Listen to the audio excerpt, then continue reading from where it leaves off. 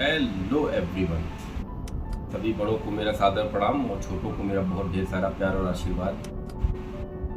मैं प्रेम Pandey future IAS academy से एक बार फिर से आपके समक्ष खुद को प्रस्तुत करने का एक प्रयास मात्र कर रहा हूँ। मेरे प्यारे भाइयों बहनों, कल हम लोगों ने विशेष रूप से एक विषय पर चर्चा की थी कि हम यदि कोई भी कार्य करें, कोई भी कार्य की हम शुरुआत करें तो सबसे पहले उस कार्य को आकलन कर लेना चाहिए कि वो कार्य सच में हमारे लायक है या नहीं, क्या उस कार्य को करने में हमारी रुचि है या नहीं, किसी के दबाव में वो कार्य मैं तो नहीं कर रहा हूँ। ऐसी चीज़ें आपके मन मस्तिष्क में उस कार्य को करने से पहले कार्य के बारे में आपको सोचना चाहिए कि क्या इस कार्य को हम अपना 100% दे सकते हैं, क्या इस कार्य को हम सही ढंग से कर सकते हैं, या कितने समय में यह कार्य संपन्न हो सकता है। जब तक ये 3-4 चीज़ें आपके दिमाग में नहीं होंगी तब तक किसी भी कार्य को किसी के दबाव में आके कि माँ पापा ये चाह रहे हैं ये कर लो तो वो कर लिए, भाई ने सपोर्ट किया ये कर लो तो वो कर लिए, दोस्तों मेरे दोस्त ये कर रहे हैं, मेरे सारे दोस्त यही कर रहे हैं तो मैं भी यही करूँगा, ऐसी चीज़ें जो सोच के चलते हैं मेरे प्यारे भाइयों बहनों, वो फिर कहीं के नहीं होते हैं। कहावत कही है, धोबी का कुत्ता घर का ना घाट का, तो वो घर के भी नहीं होते, घाट के भी नहीं होते। आप सबसे पहले देखिए, अपने विचारों को समझिए कि क्या आपकी रुचि किस फील्ड में है। आपकी रुचि किसी टेक्निकल वर्क्स में तो नहीं है, आपकी रुचि किसी कला, कोई आर्ट आपके दिमाग में ऐसा हो जिसमें आप माहिर हो और उसमें ही आप विकास कर सकते हैं खुद को। जरूरी नहीं है कि जो भी व्यक्ति अपने आप को बड़ा बनाना चाहता है वो आईएएस ही बन जाए, पीसीएस ही बन जाए। ऐसी भी चीज़ें व्यक्ति कर सकता है। अब भाई एक मान लीजिए एक राइटर है कोई बहुत बड़ा, लक्ष्मीकांत साहब का नाम ले लीजिए एग्जाम्पल के तौर पर। क्या लक्ष्मीकांत साहब छोटे आदमी हैं क्या उनको लोग नहीं जानते हैं क्या? मेरा ये मानना है यूपीएससी और किसी भी स्टेट एग्जाम में बिना उनकी किताब को पढ़े कल्याण ही नहीं होता है। सबके लिए वो ब्रह्मास्त्र है लक्ष्मीकांत। तो देखिए उन्होंने अपनी रुचि क्या समझी कि पॉलिटी की बुक लिख डाली, आज वो पॉलिटी की बुक की वजह से प्रसिद्ध हुआ। तो ऐसे ही हर व्यक्ति का अलग अलग फील्ड होता है। कोई बहुत अच्छा गाना गाता है, बहुत अच्छा सिंगर होता है तो वो उसका आर्ट है, वो उसमें अपना करियर बनाए। कोई बहुत अच्छा डांस करता है तो उसका करियर उसका डांस है, तो उसमें को रुचि मिल रही है, उस कार्य को करने में उसे खुशी मिल रही है तो वो डांस में अपना करियर बनाए। कुछ लोगों को कॉमर्स सेक्टर बहुत पसंद है तो वो सीए बन जाए, सीए में अपना भविष्य देखे। कुछ लोग की मैथ बहुत अच्छी होती है, इंजीनियरिंग में अपना भविष्य देखे। ऐसे चीज़ें जो आपके मन मस्तिष्क, आपकी पर्सनालिटी, यदि आप बहुत अच्छे दिखते हैं, बहुत सुंदर हैं, बहुत खूबसूरत हैं तो आप मॉडलिंग की तरफ रुख कर सकते हैं, आप फैशन डिज़ाइनिंग की तरफ कोई कोर्स कर सकते हैं, आप एमबीए कर सकते हैं। अच्छी पर्सनालिटी है तो आप अच्छे कॉलेज से एमबीए करके आप अच्छा मैनेजमेंट एमडी भी बन सकते हैं किसी कंपनी के। मेरा कहने का मतलब सिर्फ इतना सा है, मैं आपको डीमोटिवेट नहीं कर रहा हूँ, मैं सिर्फ आपको सत्यता से रूबरू करा रहा हूँ कि 4-5 साल सिविल सर्विसेज में बर्बाद करने से अच्छे हैं कि 4-5 साल में आप कहीं सक्सेस हो जाए। आपकी रुचि अगर इस फील्ड में है, आपको लगता है कि हाँ मुझे इस फील्ड में आना चाहिए, मेरे पास इतना पर्याप्त समय है, मैं इस फील्ड को कर पाऊंगा, तो आप इस फील्ड में आइए, आपका स्वागत है। तो मेरे प्यारे भाइयों बहनों, बहुत ध्यान से सुनिएगा। कल भी मैंने यही चीज़ पर चर्चा की थी कि जब तक हम किसी चीज़ की सकारात्मक सोच से शुरुआत नहीं करेंगे, किसी पक्ष को करने से पहले सकारात्मक रूप से उसके बारे में नहीं सोचेंगे, हमको उस कार्य को नहीं करना चाहिए, मेरा मानना है। बाकी आप लोग क्या मानते हैं, विचार, आपके विचार क्या कहते हैं, ये मुझे आप टिप्पणी कर सकते हैं, मेरे व्हाट्सएप पे भेज सकते हैं। हाँ सर मेरा विचार ये है, या मेरा विचार अगर आपको कहीं से गलत लग रहा है तो भी आप मुझे बता दीजिएगा कि ये विचार मेरा यहाँ पर गलत है। किसी चीज़ को पाने के लिए सबसे बड़ी बात यह है कि कुछ न कुछ तो खोना ही पड़ता है मेरे भाइयों बहनों। हर चीज़ इतने आसानी से अगर मिल रही होती तो मुझे लगता है कि हर घर का एक बच्चा आज प्रशासन में होता और हर घर का एक बच्चा आज राजनीति में होता। आप योगी आदित्यनाथ, माननीय मुख्यमंत्री श्री योगी आदित्यनाथ जी का इतिहास देख लीजिए, कहाँ से शुरू किए थे, कहाँ फिर आए, फिर कहाँ से स्ट्रगल किया, आज मुख्यमंत्री हो गए। अब वो डायरेक्ट मुख्यमंत्री नहीं हो गए, उत्तर प्रदेश के डायरेक्ट मुख्यमंत्री नहीं हो गए, उन्होंने राजनीति में अपना करियर कब से स्टार्ट किया, 2500-3000 साल पहले से स्टार्ट कर दिया। हमारे प्रधानमंत्री श्री नरेंद्र मोदी जी को देख लीजिए, उन्होंने बेचारे ने कितना बड़ा संघर्ष किया। चाय की टपरी से लेकर प्रधानमंत्री तक का पूरा सफर उनका देख लीजिए, तो आपको खुद समझ में आ जाएगा कि बिना संघर्ष के जीत होना संभव है। आप जब तक पेड़ के नीचे खड़े हैं, आम का वृक्ष है और आम लटके हुए, आप लेट के अगर इस पेड़ के नीचे सोचेंगे कि आम का कोई टुकड़ा आपके मुंह में आ जाएगा, तो संभव नहीं है। आपको उठना पड़ेगा, उसको पत्थर मारना पड़ेगा, उसके चढ़ के उसको तोड़ना पड़ेगा। ये काम जब तक आप नहीं करेंगे, कोई आम का टुकड़ा या आप आम लेके आए बाजार से, पन्नी में रख दिए और मुंह बाकी प्लेटे हुए हैं कि इसका रस ऑटोमेटिक मेरे मुंह में आ जाएगा, तो आपको कर्म करना पड़ेगा, छीलना पड़ेगा, तो दबा के खाना पड़ेगा, तभी तो होगा ना कोई काम। ठीक उसी प्रकार से यदि हम किसी भी लक्ष्य की तरफ लगते हैं तो उस लक्ष्य को पाने के लिए जो भी तरकीब हम होनी चाहिए या जो भी टेक्निक होनी चाहिए, जो भी तरीका होना चाहिए, हमको सारे तरीकों को अपनाकर उस लक्ष्य की तरफ लग जाना चाहिए। छोटी सी सीधी सी इतनी सी बात मैं आपको कल से समझा रहा हूँ, मेरे हर क्लास में समझा रहा हूँ कि रुचि पैदा करिए। आपका इंटरेस्ट जिस क्षेत्र में, उसी क्षेत्र में अपना करियर बहुत अच्छे से बना सकते हैं।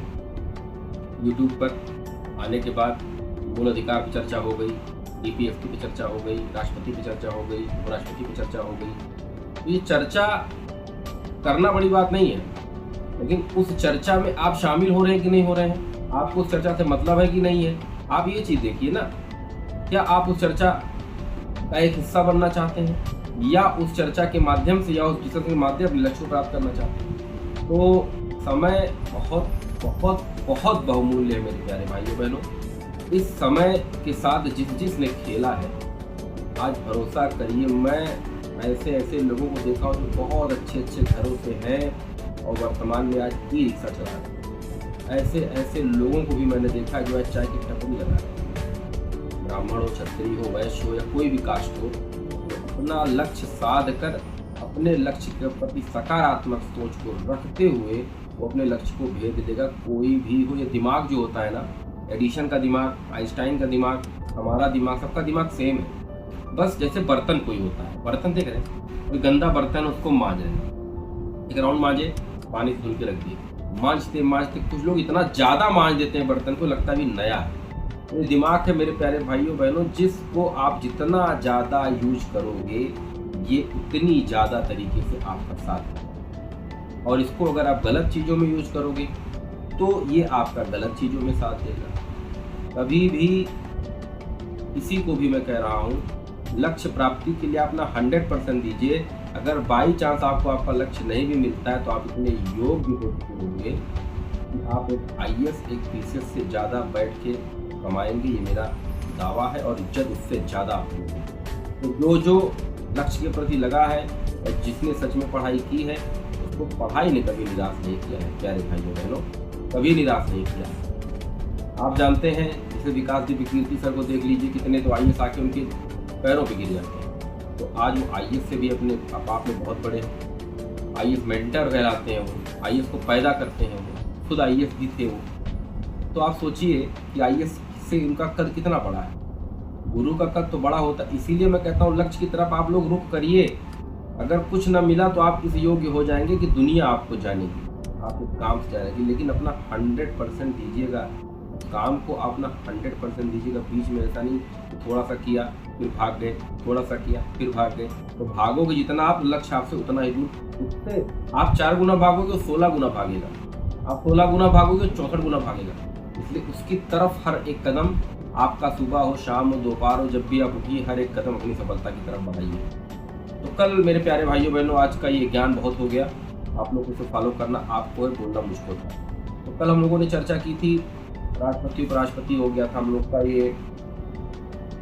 हम लोगों ने आज बात की थी कैग के बारे में कुछ बात करेंगे और CJI के बारे में कुछ बात करेंगे। तो मैं आज आपको बता दूं, CJI का मतलब होता है चीफ जस्टिस ऑफ इंडिया। तो ये भारत का महान्यायवादी है, मतलब भारत का महान्यायवादी, या कह सकते हैं जो केंद्र सरकार है उसका ये वकील। जैसे हम अपना पक्ष लेके मूल अधिकार का हनन हो गया, हमारे चिल्लाने लगे, हम ले गए कोई अपना वकील उच्चतम न्यायालय में, हमने वकील कर लिया और बोला कि भैया हमारे इस आर्टिकल का, इस चीज़ का हनन हुआ, तो हमारा वकील हमारी तरफ से उच्चतम न्यायालय में पेश आएगा, करेगा।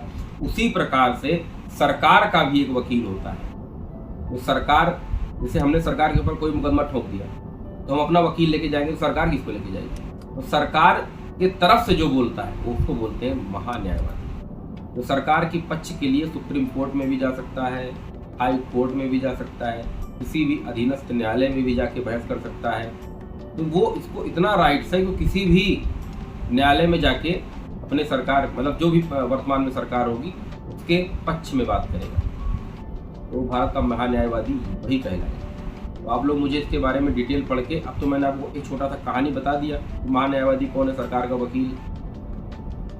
उच्चतम न्यायालय हो, उच्च न्यायालय की अधीनस्थ न्यायालय हो, कहीं भी सरकार का कोई मुद्दा होगा तो महान्यायवादी सरकार की तरफ से जाएगा। छोटा सा कंसेप्ट है। अब इसको आप लक्ष्मीकांत से डिटेल में पढ़ेंगे तो ये चीज़ जो मैंने छोटे 2 लाइन में आपको बताई, यही आपके पूरे व्याख्या में घूम घूम के आर्टिकल के थ्रू यही सारी चीज़ें आपको दिखाई दी। कैग तो हम मुंशी, जैसे हमने कहा कि सरकार ने उत्तर प्रदेश को 100 करोड़ रुपए दिए। अब मुझे बताइएगा मैं किस पद की बात कर रहा हूँ। 100 करोड़ रुपए दिए तो सरकार ने उत्तर प्रदेश को 100 करोड़ रुपए दिए। उत्तर प्रदेश ने उस 100 करोड़ रुपए का किया क्या, या केंद्र सरकार ने इतना बजट, इतना ज्यादा इनकम केंद्र सरकार का हुआ तो कहाँ वो उस मद को खर्चा कर रहा है, चाहे राज्य हो चाहे केंद्र हो। कोई भी बजट, कुछ किसी भी चीज का कोई भी इनकम हो, उसकी जांच कंट्रोलर ऑडिटर जनरल करता है। वो भारत का एक तरीके से भारत की सरकार का जो होता है वो मुंशी होता है। भारत से जितने भी केंद्र से जो भी राज्यों को धन दिया जाता है, राज्य उसका क्या करते हैं उसका लेखा जोखा, केंद्र के हिसाब का लेखा जोखा, या केंद्र ने कोई और काम उसको दे दिया किसी कंपनी का, मान लीजिए कहा कि भैया मुकेश अंबानी कंपनी का जरा हिसाब किताब करो, तब वो प्राइवेट कंपनी का हिसाब किताब करेगा केंद्र सरकार के कहने पे। किसी भी प्राइवेट कंपनी, किसी भी प्राइवेट फर्म का वो खुद से अवलोकन नहीं कर सकता बिना केंद्र सरकार की परमिशन से। 2 पद आए थे, एक महान्यायवादी, भारत का वकील, कंट्रोलर ऑडिटर जनरल आपका हो गया एजेंट या मुंशी। तो सरकार की क्वेश्चन पूछा गया था, सरकार की लेखा जोखा, उनके इनकम पर रिव्यू कौन कर सकता है, या मुझे कमेंट बताइए। सरकार के किसी भी पक्ष, सरकार के विपक्ष में अगर आप कोई जाता है तो उसके सरकार की तरफ से कौन बहस करता है, किसी भी न्यायालय में, अधीनस्थ हो, उच्चतम हो, उच्च हो, उसके बारे में भी आप लोग मुझे कमेंट करके बताइए। और मुझे ये जरूर बता दीजिएगा कि ये दोनों पद जो महान्यायवादी का है और जो कंट्रोलर ऑडिटर जनरल साहब का है, इन दोनों पदों को आप अच्छे से लक्ष्मीकांत से 2-3 बार रीड करिएगा। जो कॉन्सेप्ट मैंने बताया वही कहानी आप दिमाग में रखिएगा, क्योंकि उससे ज़्यादा जानने के लिए इसमें कुछ है नहीं।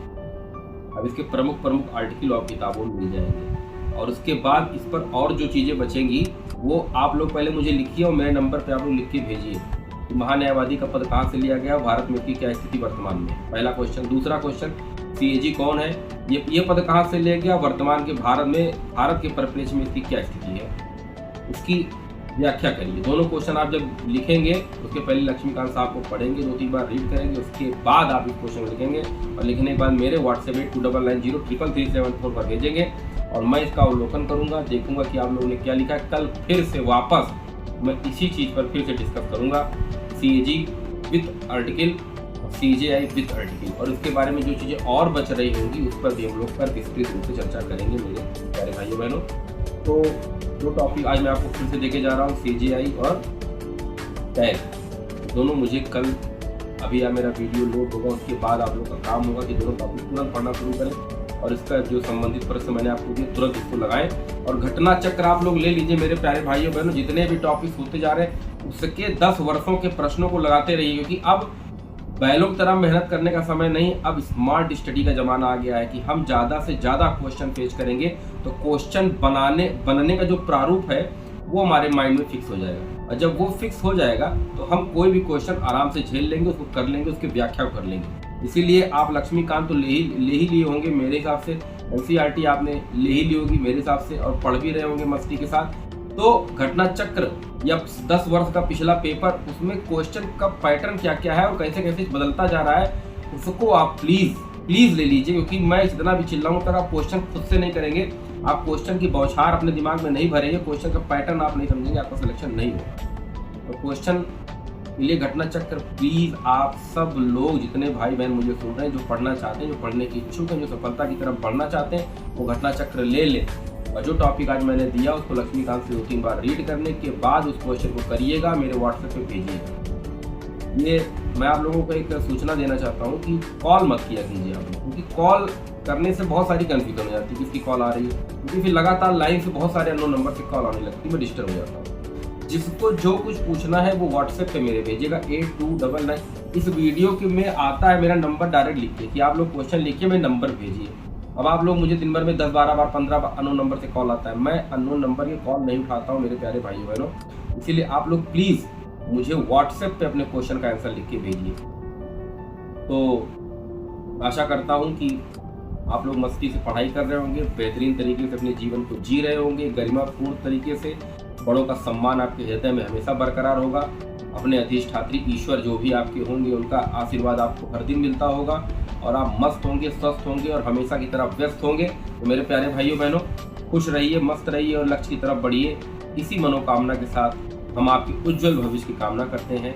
मेरे प्यारे भाइयों बहनों, अगर ये बात आपको अच्छी लगी तो चैनल को सब्सक्राइब जरूर करिएगा, उसको लाइक और शेयर कर दीजिएगा, क्योंकि अगर बात मेरी आपको कहीं भी किसी भी तरीके से समझ में आती है तो मैं चाहता हूँ कि और बच्चों तक ये बात पहुँचे और लोगों तक ये बात पहुँचे जो लक्ष्य की तैयारी पे आना चाहते हैं या जिनके पास कोई गाइडेंस नहीं। मैं उनके लिए यहाँ बैठा हूँ। मेरी कोई फीस नहीं है, कोई चार्जेस नहीं है, मैं फ्री पढ़ा रहा हूँ, फ्री बातों को आप लोग को बता रहा हूँ। कोई आपको गलत बात सिखाने के लिए मैं नहीं आता हूँ। तो मेरे प्यारे भाइयों बहनों, आप लोग का जो सपोर्ट है वो मुझे मिलेगा तो हो सकता है कि आने वाले समय में भी कुछ कर पाऊँ। तो प्यारे भाइयों बहनों, प्यारे बच्चों, आप सबको मेरा सादर प्रणाम और अच्छे से पढ़िए, खूब अच्छे से रहिए, खूब मस्त रहिए, व्यस्त रहिए, खुश रहिए। जय हिंद, जय भारत।